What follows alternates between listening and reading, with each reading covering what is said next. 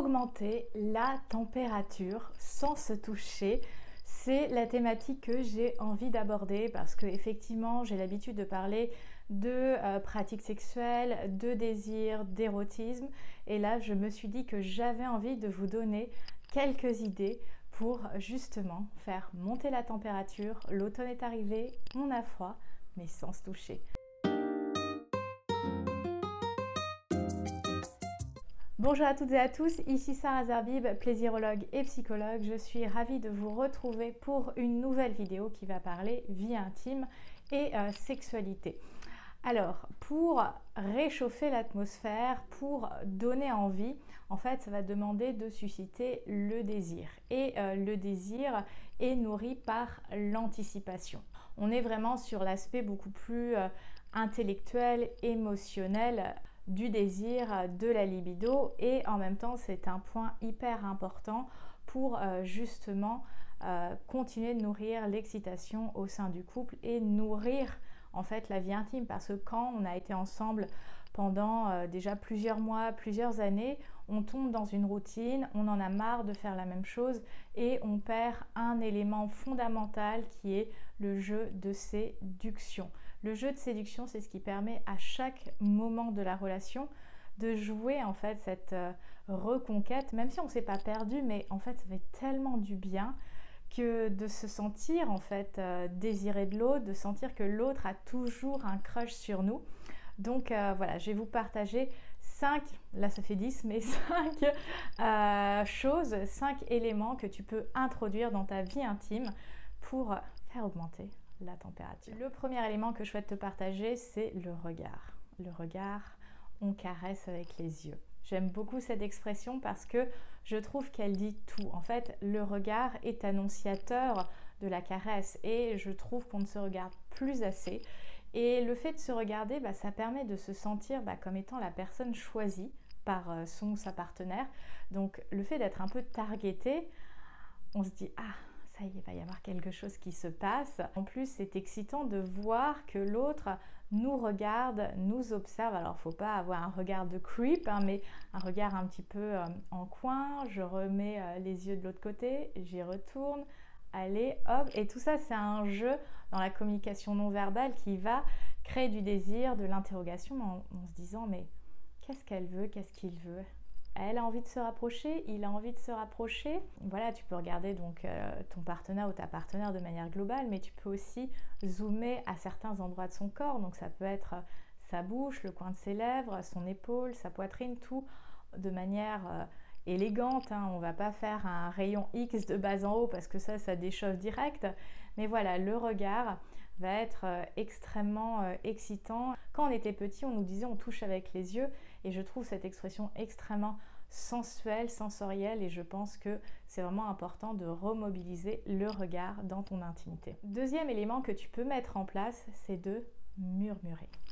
Le murmure, c'est un peu une invitation au secret, à l'intimité. Donc tu peux murmurer dans le creux de l'oreille, tu peux voilà, glisser des mots, que ce soit des mots doux, des mots coquins, des choses que tu aurais envie de faire à ton ou ta partenaire. Et le fait de le murmurer, ça vient vraiment créer cet écrin, ça vient créer cette intimité entre vous deux, et ça n'est entendu que par vous deux. Donc c'est ça qui est ultra turn on, c'est presque interdit. Et même si la sexualité c'est quelque chose de fun, ici chez M-Fauve on souhaite la libérer, c'est d'y ajouter le côté un peu secret, un peu espion, un peu vilain, un peu coquin. Donc le fait de murmurer des choses à l'oreille de son ou sa partenaire, ça va venir faire monter la température. Et parfois c'est juste de murmurer tu sais que tu es très belle, tu sais que dans cette chemise tu me fais beaucoup d'effets. Enfin voilà, ça peut être des choses qui peuvent sembler soft, mais avec l'intonation, le murmure, ça va complètement transformer l'interaction que vous allez avoir. Il y a un élément que j'aime beaucoup aussi partager, c'est le fait de se tourner autour. C'est-à-dire qu'on va avoir tendance à vouloir faire un câlin, à toucher l'autre, mais j'aime bien aussi de voir ça comme un petit peu la parade amoureuse, le fait de se tourner autour sans se toucher, c'est-à-dire d'être présente en fait, ou présent dans l'espace corporel de l'autre. Évidemment, il faut aussi sentir que l'autre est disponible, mais voilà, même juste le fait de s'effleurer tout en étant habillé. C'est pas de se cogner, mais c'est juste de se tourner autour. En fait, c'est un petit peu comme une danse qu'on était en train de jouer. Le fait d'être présent, ça peut intriguer, ça peut créer de l'anticipation. Et comme je disais, l'anticipation vient aussi créer de l'excitation. Et voilà, ça peut être se tourner autour avec ta chemise légèrement ouverte, avec ta serviette en sortant de la douche. Enfin, c'est des choses qui peuvent sembler assez basiques, mais qui vont créer un contexte intime, un contexte qui va vous appartenir qu'à tous les deux. Et on va se dire, mais quelle est son intention? C'est un peu le jeu du chat et de la souris. Ça va faire clignoter les voyants du désir dans la tête et après ouvrir une porte vers un début d'intimité charnelle. La quatrième chose que je voulais te partager, c'est le fait de souffler. Souffler, c'est un petit peu comme le murmure. Si on utilise notre bouche et on utilise le souffle de notre bouche pour, voilà, dans le creux de l'oreille. Alors, on ne va pas souffler dans le tympan, mais sur les pourtours de l'oreille, dans le creux de la nuque, sur le poignet ou l'avant-bras, qui est une peau assez sensible, au niveau des clavicules chez la femme. Donc, juste comme si on allait faire un baiser, mais juste légèrement souffler. Et ça va créer des frissons de dingue chez la femme, mais aussi chez l'homme. Et voilà, c'est avant-coureur d'une suite possible. Et peut-être qu'il n'y aura pas de suite. Et c'est ça qui est excitant. C'est, oui, on vient jouer, on vient ouvrir une porte. Ça ne veut pas forcément dire qu'il y a de la sexualité, mais on vient nourrir le désir, on vient nourrir l'excitation. Et c'est ça qui permet aussi de renforcer l'intimité du couple, qu'on fasse ou pas l'amour ensemble tout de suite après. Mais ça vient créer cette ambiance, cet univers qui vous appartient à deux. Et c'est toujours nourrissant en tant qu'individu, mais aussi en tant que couple, puisqu'on a 3 individus dans le couple. Il y a le toi, le moi et le nous. Ça va venir souder toutes ces parties, tous ces espaces ensemble, et ça permet aussi beaucoup plus de lâcher prise. Et le fait de souffler, tu peux le faire dans ce moment où on s'excite, où on se chauffe, mais aussi tu peux l'intégrer totalement dans ta sexualité, c'est-à-dire tu embrasses, il y a un petit peu de salive qu'il peut y avoir sur la peau, tu souffles après, ça va venir créer un frisson. C'est comme quand tu fais du sexe oral, que ce soit cunilingus ou fellation, le fait d'embrasser, de lécher les zones intimes, même au niveau de la poitrine, enfin de tout le corps finalement, parce que tout le corps est érogène, et après tu souffles doucement dessus, ça va venir créer un contraste chaud de la bouche, frais de l'air, qui va faire des frissons à ton ou ta partenaire. Le 5e élément, ça peut être, alors on est toujours dans le côté langage, mais de se lire des textes érotiques. Ça, c'est quelque chose qui va vraiment faire réchauffer l'atmosphère sans pour autant se toucher. Après, c'est aussi le fait de trouver des textes qui vont te faire vibrer l'autre. Et j'ai tout de suite en tête le conte de Léa. Alors, j'ai plus le nom du conte, mais je le mettrai dans la box de description, qui fait des textes érotiques. Ça peut être aussi les contes type Amour solitaire, Cœur nichon, etc. Je vous mettrai une petite sélection.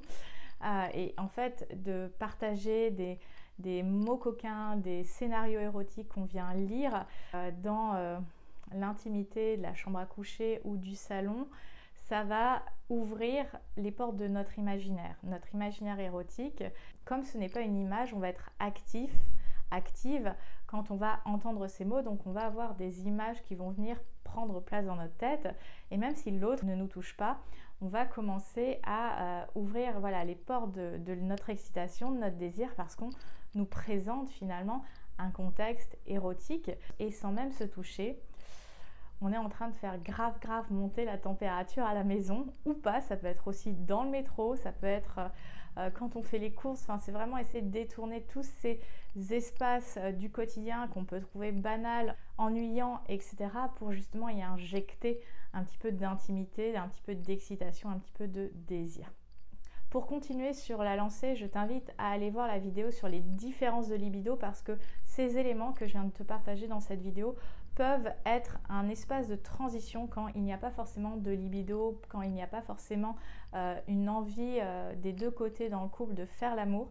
Le fait de ne pas se toucher, mais en même temps de nourrir l'intimité du couple, va être extrêmement important. Donc cette vidéo là peut être vraiment intéressante si tu traverses un moment comme ça dans ton couple où tu ne ressens pas, ou ton ou ta partenaire ne ressent pas énormément de libido. Pour les autres, je vous invite à vous abonner à la chaîne Âme Fauve, et pour toutes les personnes qui souhaiteraient travailler, faire un coaching en plaisirologie, il y a un lien dans la box de description justement pour réserver ton créneau avec moi. Prenez soin de vous, libérez vos versions fauves et surtout, rugissez de plaisir. Bye!